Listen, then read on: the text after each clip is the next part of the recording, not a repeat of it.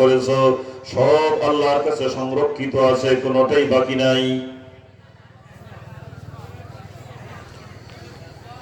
ফায়ুনাব্বিউকুম বিমা কুনতুম তা'মালুন, তিনি তোমাদেরকে অবহিত করবেন তুমি জীবনে কি করেছো কি করো নাই, তিনি জানিয়ে দিবেন সব। এই জন্য মওতের সময় দুইটা করণীয় কাজ আমি আপনাদেরকে বলছি, দুইটা। কয়টা? যখন দেখবেন আপনার কাছের কোনো মানুষ অথবা দূরের মানুষ মৃত্যু শয্যায় শায়িত মারা যাবে, এখন বাবা মারা যাচ্ছে, মা মারা যাচ্ছে, ছেলে মারা যাচ্ছে, যখন কাউকে দেখবেন যে লোকটা এখন মরে যাবে, রাসূল দুইটা কাজ করার কথা বলেছেন। তখন কাছে বসো, কাছে বসে একজনের দায়িত্ব হলো, রাসূল বলেন লাকিনু ইনদা মাউতাকুম আশহাদু আল্লা ইলাহা ইল্লাল্লাহু ওয়া আশহাদু আন্না মুহাম্মাদান আবদুহু ওয়া রাসূলুহু, তার কাছে বসে তালকিন দিতে থাকো, জুড়ে জুড়ে পড়তে থাকো এই কলিমা। যিনি মারা যাচ্ছেন তার কাছে বসবেন, তার কাছে বসে এই কলিমাটা জুড়ে জুড়ে পড়বেন, আশহাদু আল্লা ইলাহা ইল্লাল্লাহু ওয়া আশহাদু আন্না মুহাম্মাদান আবদুহু ওয়া রাসূলুহু, জুড়ে জুড়ে পড়বেন, যেন তার আওয়াজটা তার কানের মধ্যে পৌঁছে সে যেন শুনতে পায়। মনে থাকবো কথা? মনে থাকবো? কিন্তু সাবধান, আপনি নিজে পড়বেন, তাকে আদেশ করবেন না যে বাবা কলিমাটা পড়ো, মা আম্মা কলিমাটা পড়ো, ভাই কলিমাটা পড়ো, এরকম কোন আদেশ করা যাবে না। নিজে পড়বেন। আপনার আওয়াজটা যখন তার কানে পৌঁছবে, সে বেহুশ হওয়ার আগে যদি সে এই কলিমাটা পড়ে নেয়, তার আত্মবিশ্বাসটা এই কলিমার প্রতি হয়, এমত অবস্থায় যদি তার জান কবজ হয়, আপনি যে স্মরণ করিয়ে দিলেন, আপনি তার এমন উপকার করলেন যে এর থেকে উপকার আর হতে পারে না, ঈমানের সঙ্গে তার মওতটা হয়ে গেল। বলুন সুবহানাল্লাহ। এই একটা কাজ করবেন, মনে থাকবে তো সবাই?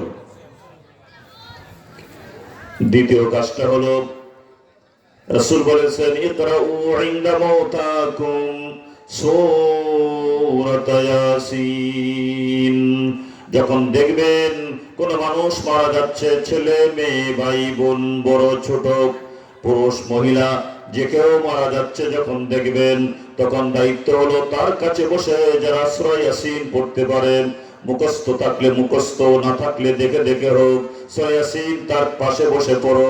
রাসূল বলেন তাহলে সূরা ইয়াসিন যখন পড়তে থাকবে সাকাতের কষ্ট লাঘব হবে, আল্লাহ রাব্বুল আলামিন সহজে তাকে মৃত্যু দিবেন, আশা করা যায় ঈমানের সঙ্গে তার মওত হবে। বলুন সুবহানাল্লাহ। কয়টা কথা বলেছি? দুইটা। একটা হলো কলিমার তালকিন দিবেন, এক riwayate আসছে আশহাদু আল্লা ইলাহা ইল্লাল্লাহু ওয়া আশহাদু আন্না মুহাম্মাদান আবদুহু ওয়া রাসূলুহু, আরেক riwayate আসছে লা ইলাহা ইল্লাল্লাহু মুহাম্মাদুর রাসূলুল্লাহ, যেটি পড়েনি তালকিন দিবেন। তার ভাগ্যে যদি ঈমান থাকে, আপনার তালকিন কবুল করে সে কলিমা পড়বে এবং সেই ঈমানের সঙ্গে দুনিয়া থেকে বিদায় হবে। দুই নম্বরটা হলো সূরা ইয়াসিন তার কাছে বসে পড়তে হবে।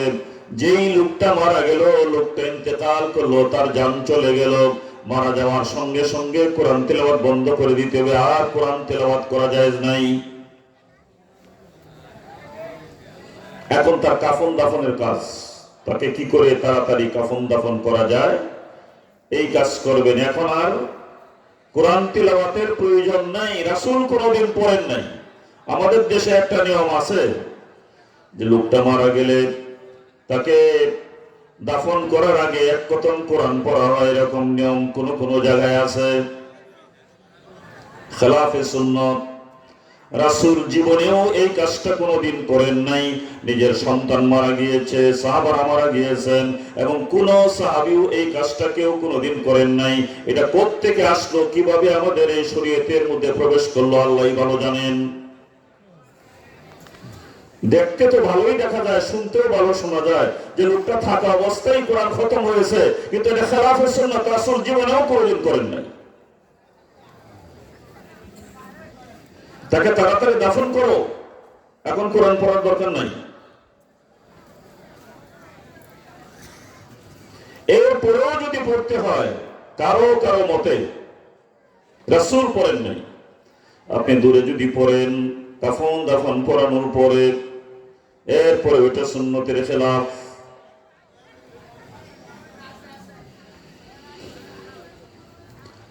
তো আমি বলতেছিলাম এই কোরআন তেলাওয়াত সূরা ইয়াসিন পড়া, এখন সূরা ইয়াসিন পড়নেওয়ালা ঘরের মধ্যে কেউ নাই, বাড়িতেও কেউ নাই, সূরা ইয়াসিন জানে না। এরকম বাড়ি আছে না? আছে কিনা? বাড়ির কেউ জানে না, ঘরের কেউ জানে না, সূরা ইয়াসিন জানে না। এখন লোকটা মারা যাচ্ছে, এখন সূরা ইয়াসিন পড়ার জন্য কোত্থেকে কাকে আনবেন? হাওলাত করে কোত্থেকে আনবেন? এই জন্য যেন হাওলাত করতে না হয়, প্রতি ঘরে ঘরে প্রতি ঘরে ঘরে যারা বুড়ো হয়ে গিয়েছেন তারা কালকের থেকে শুরু করেন, কোরআন খুলেন, সূরা ইয়াসিন বের করে পড়া শিখেন, যাতে আরেকজনের জন্য আপনি পড়তে পারেন।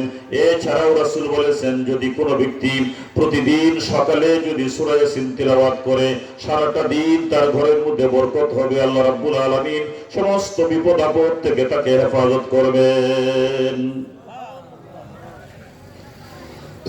নিজের ছেলেকে সূরা ইয়াসিন শিখাতে হবে, নিজের মেয়েকে সূরা ইয়াসিন শিখাতে হবে, আপনার শিখতে হবে, বিবিকে শিখতে হবে। কে কখন মারা যায়, কে আগে মারা যায়, কে পরে মারা যাবে কারো জানা নাই। জানা আছে? জানা আছে?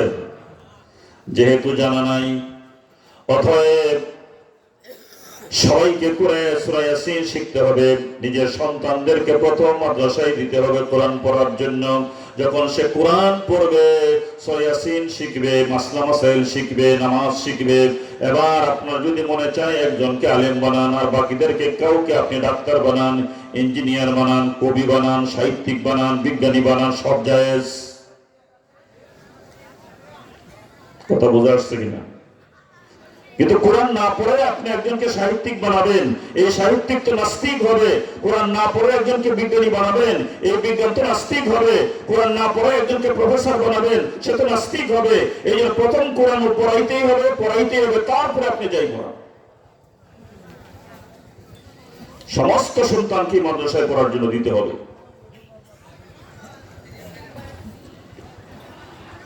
وعن عمر بن الخطاب رضي الله تعالى عنه أنه قال قال النبي صلى الله عليه وسلم إن الله يرفع بهذا الكتاب أقواما ويزع به آخرين أو كما قال عليه الصلاة والسلام।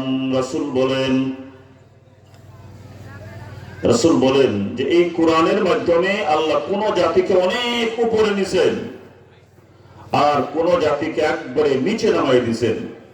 কোরআনকে ইজ্জত দেওয়ার কারণে, কোরআন পড়ার কারণে, কোরআন বুঝার কারণে, কোরআনের আমল করার কারণে এবং নিজের ব্যক্তি জীবনে, পারিবারিক জীবনে, সামাজিক জীবনে, ধর্মীয় জীবনে, রাজনৈতিক জীবনে, জীবনের প্রত্যেকটা ক্ষেত্রে কোরআন যদি প্রতিষ্ঠা হয় তাহলে মানুষ উন্নত হয়, অনেক উপরে তার অবস্থান হয়। আর কোরআনকে যদি ছেড়ে দেয়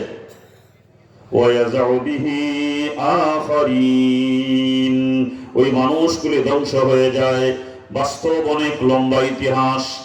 যখন সাহাবায়ে কেরাম কোরআন আঁকড়ে ধরেছিলেন, প্রতিদিন কোরআন তিলাওয়াত করতেন, কোরআন নিজের জীবনে গঠন করেছিলেন, পারিবারিক জীবনে কোরআন, দাম্পত্য জীবনে কোরআন, ব্যবসাতে কোরআন, চাকরিতে কোরআন, তারপরে সংসদে কোরআন, রাজনীতিতে কোরআন, যুদ্ধে কোরআন, সব জায়গায় যখন তারা কোরআনের আমল শুরু করে দিয়েছিলেন, তখন রাসূলুল্লাহ সাল্লাল্লাহু আলাইহি ওয়াসাল্লামের সময়ে এবং তারপরের সময়ে পৃথিবীর 2/3 জায়গা মুসলমানরা শাসন করেছিল। যেটা বলুন সুবহানাল্লাহ। 2/3 জায়গা পৃথিবীর মুসলমানরা শাসন করেছে। ওই আরব থেকে স্পেন পর্যন্ত 100 বছরের মাথায় অষ্টম শতাব্দীর প্রথম দিকেই মুসলমানরা স্পেন চলে গেছে, ইউরোপের স্পেন, এবং স্পেন জয় করে ওখানে কর্ডোবা গ্রানাদাতে বিশ্ববিদ্যালয় স্থাপন করেছিল মুসলমানেরা। এই কোরআনকে স্থাপন করার কারণে মুসলমানদের মর্যাদা সবার উপরে উঠে গিয়েছিল।